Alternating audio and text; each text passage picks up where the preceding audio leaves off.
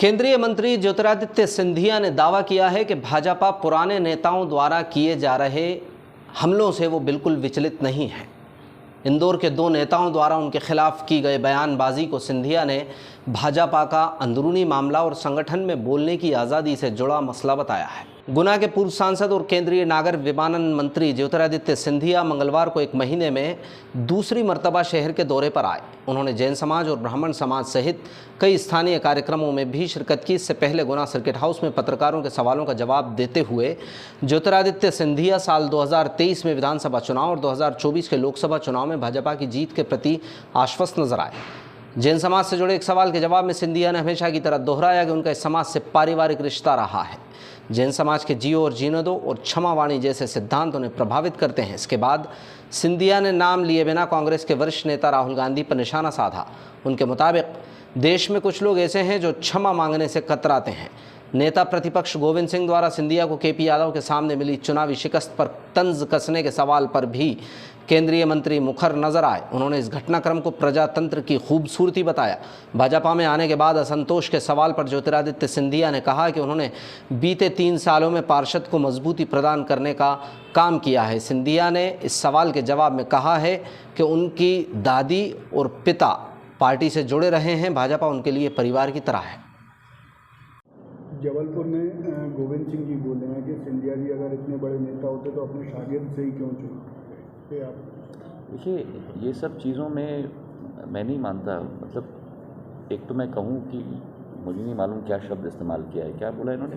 सिंधिया जी इतने बड़े नेता होते तो अपने शागिर्द से चुनाव किया। शागिर्द का क्या मतलब? चीला ऐसा देखिए, ये गलत शब्द। इसी से संबंधित एक सवाल उन्होंने अरे भाई, मालूम है उन्हीं को कोई नाम है। प्रजातंत्र में हर व्यक्ति का उतना ही सम्मान होना चाहिए। कोई व्यक्ति छोटा या कोई व्यक्ति बड़ा नहीं होता। और चुनाव होता है। मैं स्वीकार करता हूं कि 2019 में मैं हारा भाई।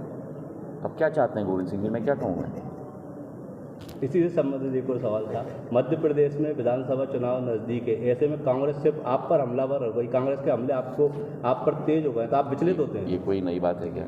आप विचलित होते हैं? आप मुझे विचलित दिख रहे हैं क्या? महाराज, भाजपा के 2 नेता आपके इधर आने, भाजपा में आने से और भाजपा का असंतोष पैदा होने का व्यक्त कर चुके हैं। भाजपा ने आज तक उन पर कोई कार्रवाई नहीं की। आप इसको किस तरीके से लेते हैं? सत्तन जी पूर्व विधायक रह चुके, शेखावत नहीं, मुझे नहीं मालूम। मुझे नहीं लगता कि शेखावत जी या सत्तन जी ने मेरे विषय में कुछ कहा है।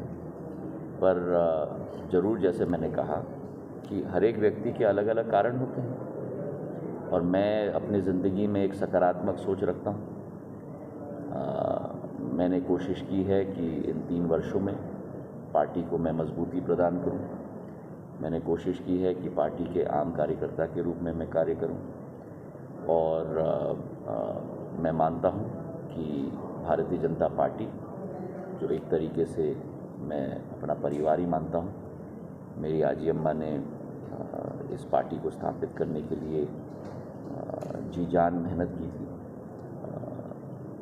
मेरे पूज्य पिताजी की जनसेवा की शुरुआत इस पार्टी का जो पूर्व रूप था, जनसंघ का रूप, वहीं से उन्होंने शुरू किया। तो मेरे लिए तो घर है। मध्य प्रदेश भाजपा में कुमार के प्रयास और सभी के प्रयास लगभग तेज हो गए हैं, तो क्या 2024 में प्रयास करें ना, सरकार हटाने में कामयाब हो पाई? प्रयास करें ना। उनको अपना काम करना है, हमें अपना काम करना है। जनमत उन्हीं के साथ होता है जिनके साथ जनता का विश्वास होता है। और जिस स्थिति पर आज प्रधानमंत्री जी ने देश के एक जन को केवल नहीं, लेकिन राष्ट्र पटल पर जो भारत का ध्वज फहराने का काम किया है, मुझे पूरा विश्वास है कि पिछले चुनाव से ज़्यादा बहुमत से भी पूर्ण जनता अपना आशीर्वाद उन्हें और भारतीय जनता पार्टी को जरूर देगी। कर्नाटक में मिली जीत से कांग्रेस के साथ साथ सभी विपक्षी दल उत्साह में हैं। तो आपका स्टेटमेंट है कि आपका प्रश्न है? प्रश्न है कि इससे कोई फर्क पड़ने वाला है? कर्नाटक में कोई फर्क पड़ने वाला है? मध्य प्रदेश और जिस प्रदेश में पिछले 18 वर्षों से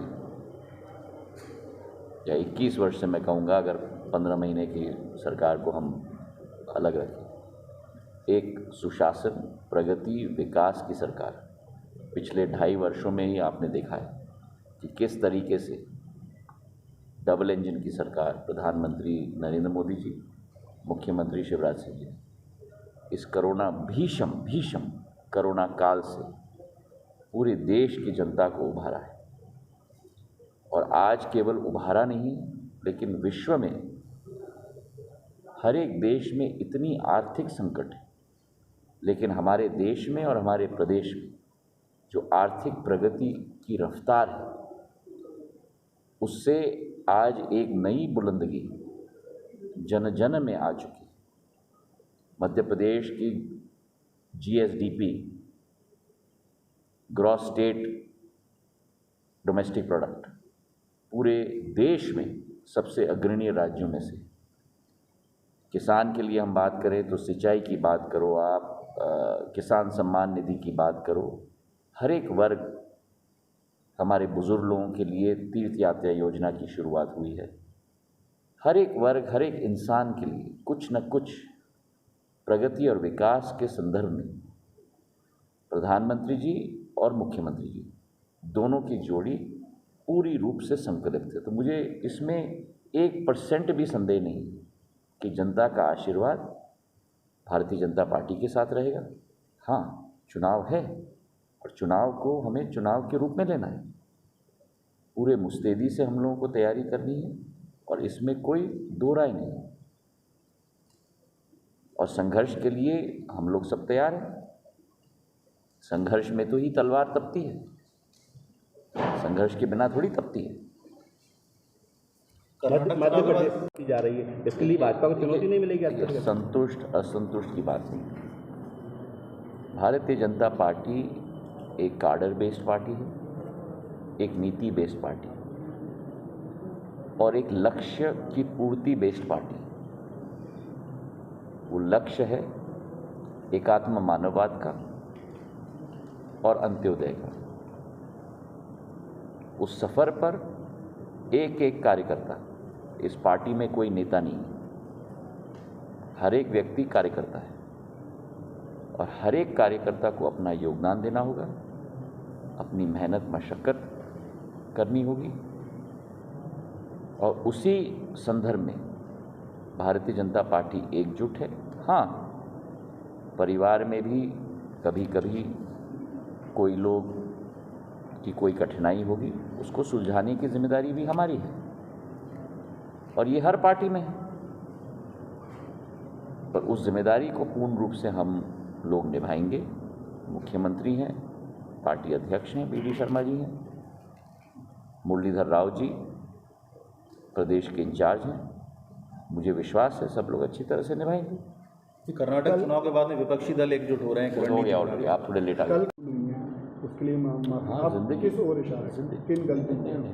देखो, आप भूल गए मेरा संदर्भ क्या था। मेरा संदर्भ था कि जब हम लोग ये वैश्य समाज के सम्मेलन में, मैंने जैन समाज को सदैव कई मायनों में मैं प्रशंसक हूँ। मैं अपने आप को जैन समाज का एक परिवार का सदस्य मानता हूँ। और जैन समाज की क्या सोच है, दोनों का उल्लेख नहीं किया। पहली सोच जियो और जीने दो, और दूसरी सोच क्षमावाणी कि जाने या अनजाने में अगर कोई गलती हुई हो तो माफ़ करो। माफ़ी करने से, मांगने से कोई व्यक्ति छोटा नहीं होता। कुछ लोग हैं इस देश में जो माफ़ी मांगने से कतराते हैं। दिग्विजय सिंह जी का